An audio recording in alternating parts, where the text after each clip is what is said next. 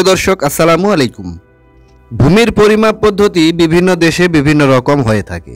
বাংলাদেশ ও ভারতের পশ্চিমবঙ্গ, আসাম, ত্রিপুরা ইত্যাদি বিভিন্ন এলাকায় এককের মানে বিভিন্নতা পরিদৃষ্ট হয়। বাংলাদেশে ভূমি সংক্রান্ত যাবতীয় দলিল লিখন, সরকারি হিসাব ও অফিসের কাজে ব্যবহার্য দুই প্রকার ভূমির পরিমাপ হল শতাংশের হিসাব ও কাঠার হিসাব। এই দুইয়ের মধ্যে সম্পর্ক এই যে 1 একরের 100 ভাগের 1 ভাগকে বলা হয় 1 শতাংশ জমি। অধিকতর প্রচলিত শব্দবন্ধ হল 1 ডিসিমাল জমি। অন্যদিকে কাঠার ঊর্ধ্বতর একক হল বিঘা এবং বিঘার ঊর্ধ্বতর একক হল একর। 20 কাঠা সমান 1 বিঘা জমি এবং 3 বিঘা সমান 1 একর জমি। এই পরিমাপ সর্বজনীন এবং প্রমিত মান, স্ট্যান্ডার্ড মেজারমেন্ট হিসাবে সরকারিভাবে অনুমোদিত। জমির পরিমাপ শতাংশ হিসাবের সম্পূর্ণ বিবরণ, বিভিন্ন এককের সম্পর্ক এবং হিসাবের প্রয়োজনীয় পরিমাপ পদ্ধতিগুলো সম্পর্কেই আলোচনা করা হবে আজকের ভিডিওতে। আমি রবিউল আছি আপনাদের সাথে। আপনারা দেখছেন দলিল পিক বা পাইসি। বাংলাদেশে জমি পরিমাপ একটি গুরুত্বপূর্ণ বিষয় এবং এটি শতক, কাঠা, বিঘা, একর ইত্যাদি বিভিন্ন এককে হয়ে থাকে। বাংলাদেশে জমি পরিমাপের বিভিন্ন একক। আমাদের দেশে বিভিন্ন অঞ্চলে ভূমির পরিমাপের জন্য বিভিন্ন পরিমাপ পদ্ধতি প্রচলিত রয়েছে।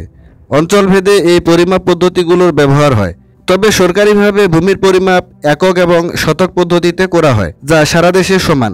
এই আঞ্চলিক পরিমাপ পদ্ধতিগুলোর মধ্যে কানি, গন্ডা, বিঘা, কাঠা ইত্যাদি উল্লেখযোগ্য। এখানে ভূমির পরিমাপের কিছু প্রচলিত পদ্ধতি এবং এককের আলোচনা করা হলো। 1. একর। একর হলো ভূমির পরিমাপের একটি আন্তর্জাতিকভাবে ব্যবহৃত একক, যা বিশেষত বৃহত্তর জমি পরিমাপের জন্য ব্যবহৃত হয়। বাংলাদেশ সহ পৃথিবীর অনেক দেশে একর একটি সাধারণ পরিমাপ হিসাবে গৃহীত। এটি কৃষিজমি বা বড় আকারের ভূমি পরিমাপের জন্য জনপ্রিয়। এককের পরিমাপ 1 একর সমান সমান 10 বর্গ সেন সমান সমান 43,560 বর্গ ফুট। 1 একর সমান সমান 100 শতক সমান সমান 43,569 বর্গ ফুট। 1 একর সমান সমান 100 শতক সমান সমান 10,000 বর্গ লিং। 1 একর সমান সমান 19,360 বর্গ হাত। 1 একর সমান সমান 4,840 বর্গ গজ। 1 একর সমান সমান 4,047 বর্গ মিটার সমান সমান 0.680 হেক্টর। 640 একর সমান সমান 1 বর্গ মাইল।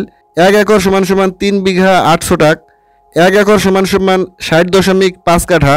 1 একর সমান সমান 2 কানি 10 গান্ডা 40 শতক কানি অনুসারে। 247 একর সমান সমান 1 বর্গ কিলোমিটার।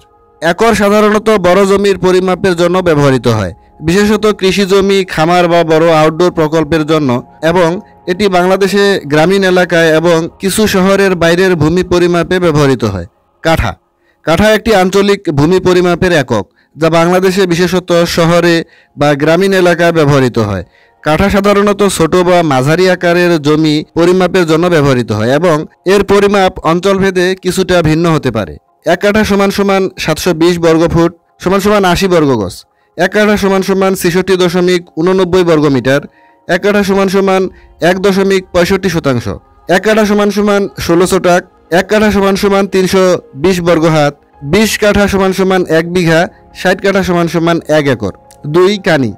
কানি একটি আঞ্চলিক ভূমি পরিমাপের একক, যা বাংলাদেশে বিশেষত গ্রামীণ এলাকায় ব্যবহৃত হয়। এটি বিভিন্ন অঞ্চলে ভিন্ন ভিন্ন পরিমাণের হতে পারে। সাধারণত এটি ছোট বা মাঝারি আকারের জমির পরিমাপের জন্য ব্যবহৃত হয়। কানি পরিমাপের এককটি সাধারণত বাংলাদেশের উত্তরাঞ্চল, দক্ষিণাঞ্চল এবং কিছু পূর্বাঞ্চলেও ব্যবহৃত হয়। কানি এর পরিমাপ 1 কাচ্চা কানি সমান সমান 40 শতক। 1 সাই কানি সমান সমান 120 শতক অথবা 160 শতক। আঞ্চলিক ব্যবহারের উপর নির্ভর করে। চট্টগ্রামের বাসিন্দাদের জন্য হিসাবটি একটু বেশি কাজে লাগবে। 1 গন্ডা সমান সমান 871 বর্গ ফুট। 1 গন্ডা সমান সমান 2 শতাংশ। 1 গন্ডা সমান সমান 1.21 কাঠা। 20 গন্ডা সমান সমান 1 কানি। 1 কানি সমান সমান 16,990 বর্গ ফুট। 1 কানি সমান সমান 39 শতাংশ। 1 কানি সমান সমান 23.5 কাঠা। 1 কানি সমান সমান 20 গন্ডা। কানির প্রকারভেদ। 1. কাচ্চা কানি। এটি সাধারণত 40 শতক জমি পরিমাপের জন্য ব্যবহৃত হয় এবং একে 40 শতকের কানিও বলা হয়। এই পরিমাপটি বিশেষভাবে গ্রামীণ এলাকায় ব্যবহৃত হয়, যেখানে জমির পরিমাপ সাধারণত বেশি থাকে। 2. সাই কানি। এটি কোথাও 120 শতক পরিমাপ হিসেবে গণ্য হয়। আবার কিছু অঞ্চলে এটি 160 শতক পরিমাপ হিসাবে ব্যবহৃত হতে পারে। সাইকানির ব্যবহার। কানি প্রধানত কৃষি জমি এবং বড় আকারের জমি পরিমাপের জন্য ব্যবহৃত হয়, বিশেষত বাংলাদেশের গ্রামীণ এলাকায়। এটি বিভিন্ন অঞ্চলে ভিন্ন ভিন্ন মানের হতে পারে, কিন্তু সাধারণত এটি ভূমির পরিমাণ নির্ধারণে সহায়ক। কানি একটি আঞ্চলিক পরিমাপ যা বাংলাদেশে ব্যবহৃত হয়, তবে বিশ্বের অন্যান্য দেশে এটি পরিচিত নয় এবং ভূমি পরিমাপের জন্য অন্য একক ব্যবহৃত হয়। 3. চেইন একটি ঐতিহ্যবাহী ভূমি পরিমাপের যন্ত্র যা মূলত ভূমি জরিপ কাজে ব্যবহৃত হয়। এটি ইংরেজি পরিমাপ ব্যবস্থা অনুসারে ভূমির দৈর্ঘ্য পরিমাপের জন্য ব্যবহৃত হয় এবং সাধারণত গান্টার শিকল নামে পরিচিত। চেইন বা শিকল ভূমির পরিমাপের সঠিকতা বৃদ্ধি করতে সহায়তা করে এবং এর মান আন্তর্জাতিকভাবে প্রচলিত। চেইনের পরিমাপ 1 চেইন = 20.1 মিটার, প্রায় 66 ফুট। 1 চেইন = 100 লিং গান্টার শিকল অনুসারে। চেইন মূলত বড় জমির পরিমাপ, ভূমি জরিপ এবং ভূমির আয়তন নির্ধারণের জন্য ব্যবহৃত হয়। ভূমি পরিমাপের ক্ষেত্রে চেইন ব্যবহারের সুবিধা হলো এটি সোজা রেখায় পরিমাপ করা সহজ এবং দ্রুত।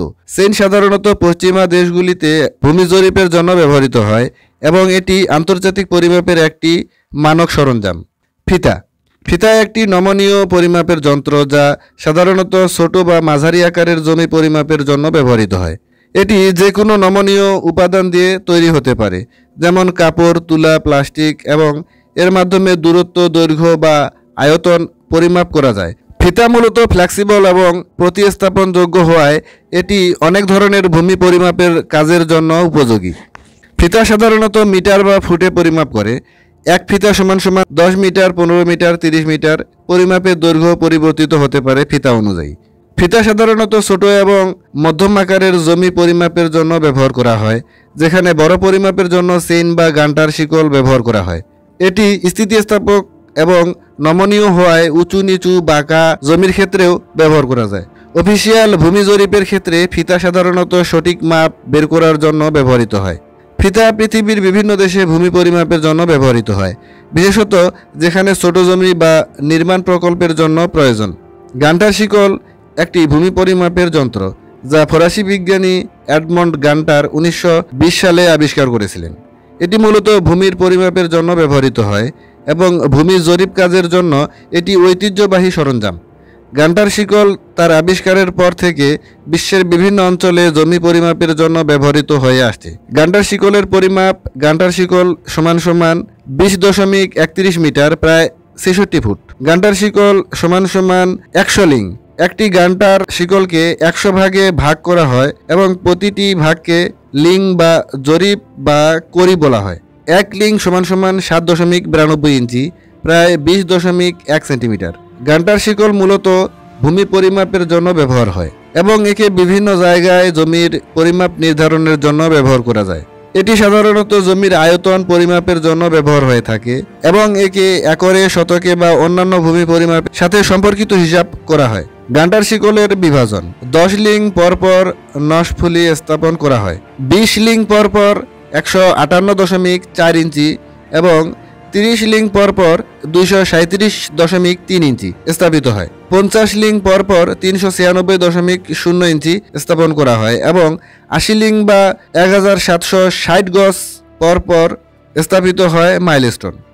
গান্টার শিকল মূলত ইউরোপ এবং আমেরিকায় ব্যবহৃত হয়, তবে এটি বাংলাদেশের মতো দেশেও ভূমির পরিমাপের জন্য জনপ্রিয়।